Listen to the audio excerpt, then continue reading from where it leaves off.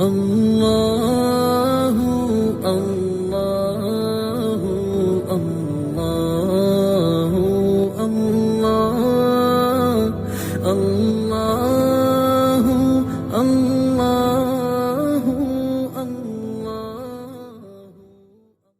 بسم اللہ الرحمن الرحیم۔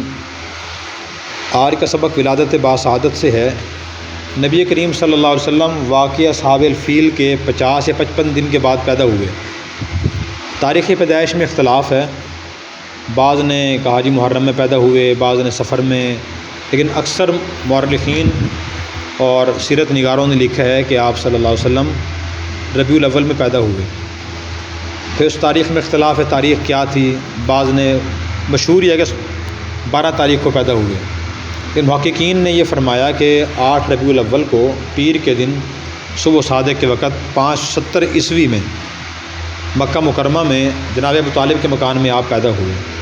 بہرحال جو بھی تاریخ ولادت ہو، بعض لوگ اس میں بہت اختلاف کرتے ہیں، جھگڑا کرتے ہیں، جھگڑنے کی چیز نہیں ہے۔ تو جس تاریخ کو بھی آپ پیدا ہوئے تو ہم نے دیکھنا کہ آپ کے آمد کے مقاصد کیا تھے۔ تو آپ جب پیدا ہوئے تو اللہ تعالیٰ نے اس وقت عجیب و غریب واقعات رونما فرمائے۔ وہ کچھ واقعات میں عرض کرتا ہوں کون سے واقعات رونما ہوئے۔ نمبر 1، عثمان بن ابی العاص رضی اللہ عنہ کی والدہ فاطمہ بنت عبداللہ فرماتی ہیں کہ میں حضرت صلی اللہ علیہ وسلم کی ولادت کے وقت آپ کی والدہ آمنہ کے پاس تھیں۔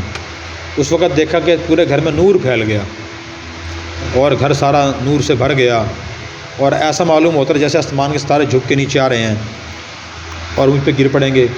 دوسرا واقعہ ارباز بن ساریہ رضی اللہ عنہ سے مروی ہے کہ حضور صلی اللہ علیہ وسلم نے فرمایا کہ میری والدہ نے میری ولادت کے وقت ایک نور دیکھا جس سے شام کے محلات روشن ہو گئے، اور ایک روایت میں کہ بصرہ ایک شہر تھا اس کے محلات روشن دیکھے۔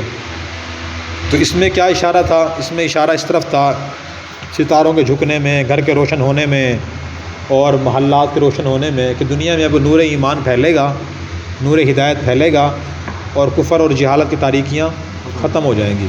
اور تقاضا بھی آپ کی ولادت کا یہی تھا، ہمیں اس سے بھی سبق حاصل کرنا چاہیے۔ قرآن کریم میں بھی اللہ نے فرمایا قد جاءکم من اللہ نور و کتاب مبین، کہ اللہ کے پاس طرف سے تمہارے پاس نور آیا ہے، روشنی آئی ہے اور واضح کتاب آئی ہے۔ اس نور سے اور ہدایت سے ہم رہنمائی حاصل کریں۔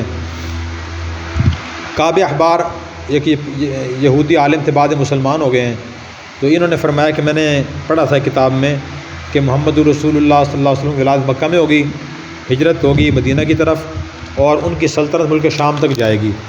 اور پھر اسی طرح ہوا کہ ملک شام آپ کے دور میں فتح بھی ہو گیا تھا۔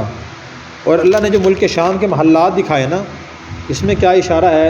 اس سے ملک شام کی فضیلت کی طرف اشارہ ہے۔ ایک حدیث میں آتا ہے کہ دنیا میں 40 ابدال رہتے ہیں۔ ابدال ایک عہدہ ہے، جیسے ظاہری عہدے ہوتے ہیں نا، ایک آدمی کا سرکاری عہدہ ہے، اس کا رینک کیا ہے، وہ جی حوالدار ہے، SHO ہے، DSP ہے، DPO ہے، IG پنجاب ہے۔ تو روحانی لحاظ سے مراتب ہوتے ہیں، ولی، غوث، قطب، ابدال۔ ابدال بہت اونچا مقام ہوتا ہے، پھر انشاءاللہ کہ بتائیں گے کہ ان کی تعریف کیا ہے، ڈیفینیشن کیا ہے۔ تو حضور نے فرمایا کہ وہ 40 ابدال ہوتے ہیں ہر وقت میری امت میں، ان میں 30 ابدال ملک شام میں رہتے ہیں، ہاں جی، جو ابراہیم علیہ السلام کے طریقہ کار پہ عمل کرتے ہیں۔ اور انبیاء علیہ السلام بھی بڑی تعداد ملک شام میں تشریف لائے، اور ابراہیم علیہ السلام نے ہجرت فرمائی ملک شام کی طرف۔ جب آپ صلی اللہ علیہ وسلم نے کو معراج نصیب ہوئی تو مسجد اقصیٰ سے، مسجد حرام سے مسجد اقصیٰ کو لے جایا گیا۔ مسجد اقصیٰ ملک شام میں ہے۔ حضرت عیسیٰ علیہ السلام جب قرب قیامت میں تشریف لائیں گے تو دمشق ملک شام میں ہے، اس کے مشرقی منارہ ہے، تو اس پہ وہ نازل ہوں گے فرشتوں کے سہارے سے۔ تو ملک شام بڑا اہم علاقہ ہے، وہاں ظاہری باطنی بڑی برکات ہیں، اس سے اس کی بھی اہمیت معلوم ہوتی ہے۔ اسی طرح ایک واقعہ یہ بھی ہے، اسی طرح ابراہیم علیہ السلام نے ہجرت فرمائی ملک شام کی طرف، اور ایک واقعہ یہی پیش آیا، آپ صلی اللہ علیہ وسلم کی جس رات ولادت ہوئی ہے صبح صادق پیدا ہوئے تھے آپ، تو اس صبح ایک یہودی ملک شام مکہ مکرمہ میں تجارت کی نیت سے آیا ہوا تھا۔ تو اس نے صبح لوگوں سے پوچھا کہ رات کوئی قریش میں بچہ پیدا تو نہیں ہوا؟ تو لوگوں نے کہا معلوم نہیں۔ تو اس نے کہا آپ معلوم کریں، تحقیق کریں، اس رات کو اس امت کا نبی پیدا ہوا ہے۔ لوگوں نے تحقیق کی تو معلوم ہوا کہ حضرت عبداللہ بن عبد المطلب کے ہاں ایک بچہ پیدا ہوئے ہیں۔ تو یہودی نے کہا مجھے دکھائیں۔ اس یہودی نے دیکھا، معلوم یہ ہوتا شاید وہ پہلی کتابوں کو جاننے والا تھا، اس کا علم ان کے پاس تھا۔ تو وہ یہودی نے کہا مجھے دکھائیں بچہ کہاں ہے۔ نبی پاک صلی اللہ علیہ وسلم ان کو دکھائے گئے تو اس نے آپ کی کمر مبارک کو دیکھا۔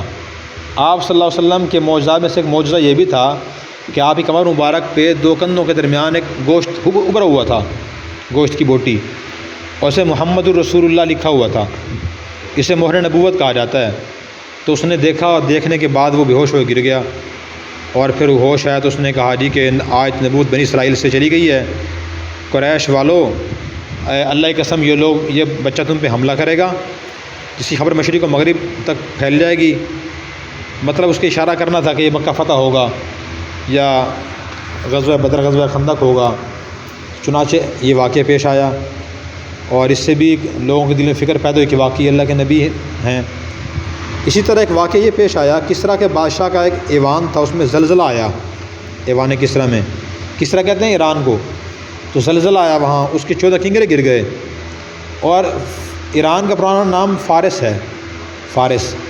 اس کا آتش کدہ تھا، وہاں کے لوگ آگ کی پوجا کرتے تھے، جیسے ہمارے ہاں مسجد عبادت خانہ ہے، ان کے ہاں ایک آتش کدہ ہوتا تھا، اس میں آگ جلا کے رکھتے تھے۔ وہ 1000 سال سے اس میں آگ بجھی نہیں تھی، وہ آگ جلا کے رکھتے تھے 24 گھنٹے اور پورا سال، تاکہ جب بھی کوئی آدمی عبادت کرنے کے لیے آئے تو جھوٹوں کا خدا جو آگ تھا معاذ اللہ وہ زندہ ملے ان کو۔ تو 1000 سال سے آگ جل رہی تھی، وہ آتش کدہ بجھ گیا۔ اور اس طرح تیسرا واقعہ یہ پیش آیا کہ ایک دریا تھا، دریائے ساوا، وہ خشک ہو گیا، کبھی خشک نہیں ہوا پہلے۔ تو کسریٰ کا جو ہے نا کسریٰ، وہ بڑا پریشان ہوا، اور اس نے ایک آدمی سے، اپنے مجلس کے لوگوں سے یہ واقعہ بیان کیا۔ اس کی مجلس کے لوگوں میں سے ایک آدمی اٹھے کھڑا، اس نے کہا میں نے رات ایک خواب دیکھا ہے، اور اس خواب میں نے یہ دیکھا ہے کہ سخت عربی اونٹ جو ہے نا وہ عربی گھوڑوں کھینچ کے لے جا رہے ہیں، دریا دجلہ سے گزر کر ملک میں پھیل گئے ہیں۔ اس نے کہا یہ خواب کیسا ہے، کنگرے کیوں گرے، آتش کدہ کیوں بجھ گیا، اور یہ زلزلہ کیوں آیا، دریائے ساوا خشک کیوں ہو گیا؟ تو اس نے ایک فرمان جاری کیا نعمان بن منذر کے نام، انہیں کہا کہ میرے پاس کسی بڑے عالم کو بھیجو۔ چنانچہ اس نے پھر نعمان بن منذر نے ایک عالم تھے، عیسائی عالم عبد المسیح، ان کو بھیجا کہ آپ بادشاہ کے پاس جائیں، جا کے ان کے سوالات کے جواب دیں۔ جب عبد المسیح کسریٰ کے پاس پہنچے، کسریٰ نے کہا کہ میرے کچھ سوالات ہیں، آپ ان کے جواب دے سکتے ہیں؟ تو عبد المسیح نے کہا اگر مجھے معلوم ہو میں جواب دے دوں گا، اگر معلوم نہ ہو پھر اس سے پوچھ کے بتا دوں گا۔ تو بادشاہ نے سوالات پیش کیے، تو عبد المسیح نے کہا کہ میرے پاس ان کے جوابات نہیں ہیں، البتہ میرے ایک ماموں ہیں جن کا نام سطیح ہے، وہ ملک شام میں رہتے ہیں، میں ان کے پاس جاتا ہوں، جا کے ان سے آپ کے سوالات کے جواب معلوم کروں گا، پھر آپ کو بتا دوں گا۔ چنانچہ یہ عبد المسیح اپنے ماموں سطیح کے پاس ملک شام گئے، اس وقت تو نزع کی حالت میں تھے، مرنے کے قریب تھے۔ تو عبد المسیح نے سلام کیا، کچھ اشعار پڑھے، پھر سطیح نے اشعار سننے کے بعد توجہ کی عبد المسیح کی طرف، اور پھر یہ کہا عبد المسیح تیز اونٹ پر سوار ہو کر سطیح، انہوں نے کہا کہ جو جب تجھے بادشاہ کے دربار میں ایوان میں زلزلہ محسوس ہو اور آتش کدہ بجھ جائے اور دریائے ساوا خشک ہو جائے، اور جب سخت اور قوی اونٹ عربی گھوڑوں کو کھینچ کے لے جا رہے ہوں، دریا دجلہ سے پار ہو جائیں وہ، تو اے عبد المسیح سن لو، جب کلام الہی کی تلاوت کثرت سے ہونے لگے اور صاحب عصا ظاہر ہو، اس طرح کی اس نے اور باتیں کی۔ پھر اس نے کہا کہ سطیح کے لیے ملک شام نہیں رہے گا، اور ایران کے بادشاہ کے لیے بادشاہت نہیں رہے گی۔ جتنے کنگرے گرے ہیں، 14 کنگرے گرے تھے، اتنے ہی بس بادشاہ حکومت کریں گے، پھر حکومت کا خاتمہ ہو جائے گا۔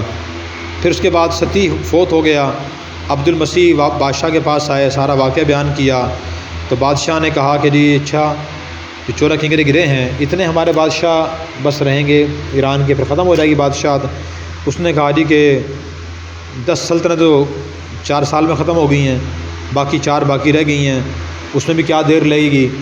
اس نے یقین کیا اس خواب کی تعبیر پر، چنانچہ ایسا ہی ہوا، عثمان رضی اللہ عنہ کے دور خلافت تک سلطنت ختم ہو گئی اور ایران فتح ہو گیا۔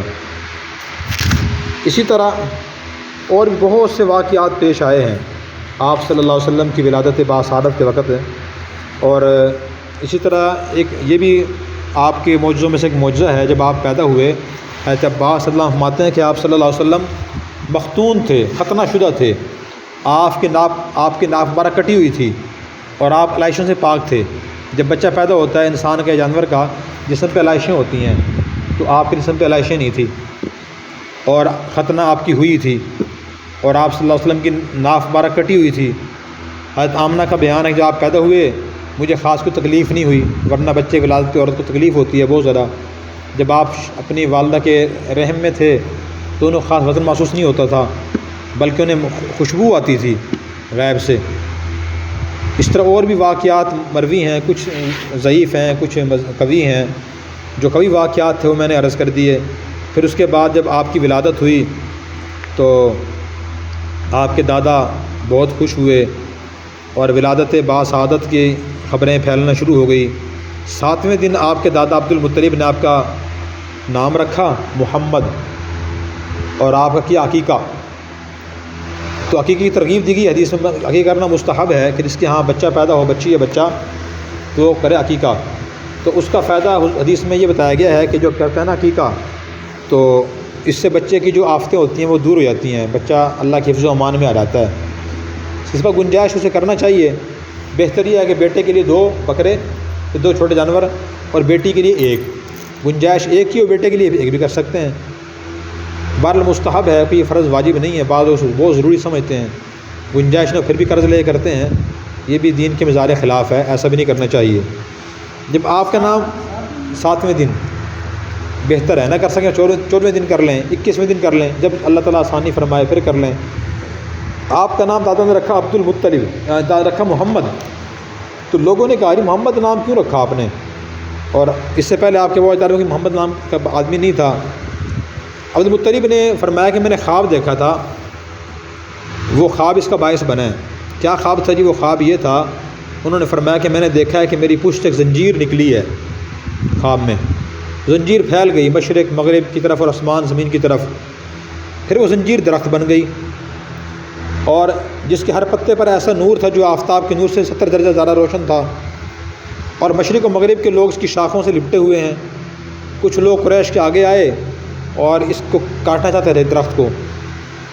تو پھر جب یہ میں نے خواب دیکھا تو انہوں نے پھر یہ خواب لوگوں کو بیان، پھر اس کے بعد فرمایا کہ جب میں اس درخت کے قریب آیا تو وہ درخت نہایت حسین و جمیل نوجوان بن گیا۔ تو تعبیر انہیں یہ دی گئی کہ تعبیر اس کی ہے کہ آپ کی نسل میں ایک لڑکا پیدا ہوگا، مشرق و مغرب کے لوگ، آسمان و زمین کے لوگ ان کی تعریف کریں گے، حمد و ثنا کریں گے۔ تو تعریف کی جائے اسے کہتے ہیں محمد، اس کی بہت زیادہ تعریف کی جائے، تو اس لیے انہوں نے فرمایا میں نے کا نام محمد رکھا ہے۔ اور پہلے تو یہ نام نہیں گزرا، لوگوں کے ذہنوں میں نام نہیں آیا، لیکن جب بنی اسرائیل اور یہودیوں نے سنا تھا کہ محمد نامی شخص پیدا ہوں گے، آخر نبی وہی ہوں گے، تو انہوں نے حضور صلی اللہ علیہ وسلم کی ولادت سے کچھ عرصہ پہلے اپنے بچوں کا نام رکھا محمد، بھی شاید یہ نبی ہو، شاید یہ نبی ہوں۔ تو کسی نے بھی نبی کا دعویٰ نہیں کیا سوائے آپ صلی اللہ علیہ وسلم کے۔ تو بہرحال آپ کے اور بھی بہت سے نام ہیں، محمد ہے، احمد ہے، ایک حدیث میں آیا کہ میرے 5 نام ہیں۔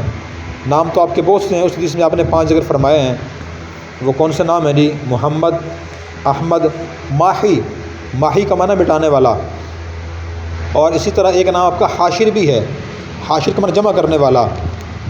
جب آپ صلی اللہ علیہ وسلم قیامت دن اٹھیں گے تو آپ کے قریب لوگوں کا حشر ہوگا۔ اور اسی طرح محمد، احمد، ماہی، حاشر اور عاقب کا معنی بعد میں آنے والا، چونکہ آپ سب نبیوں کے بعد آئے ہیں اس لیے آپ کا نام عاقب بھی ہے۔ یہ آپ نے اپنے نام بیان فرمائے ہیں۔ اور اسی طرح ختنہ کے بعد میں نے بات بتا دی آپ کو، اس میں بعض نے فرمایا ختنہ آپ کی پہلے شدہ تھی، بعض نے بیانی 7 دن ختنہ ہوئی ہے، لیکن صحیح بات یہ ہے کہ آپ کی ختنہ پہلے سے ہوئی تھی۔ باقی انشاءاللہ کل پڑھیں گے۔ اللہ ہمیں ان واقعات سبق حاصل کرنے کی توفیق عطا فرمائے۔ اور اگر آپ نے ابھی تک ہمارا چینل سبسکرائب نہیں کیا تو فوراً سبسکرائب کیجئے، ساتھ ہی بیل آئیکن پر کلک کریں تاکہ مزید آنے والی ویڈیو ہیں وہ آپ کو وقت پر ملتی رہیں۔ اللہ حافظ.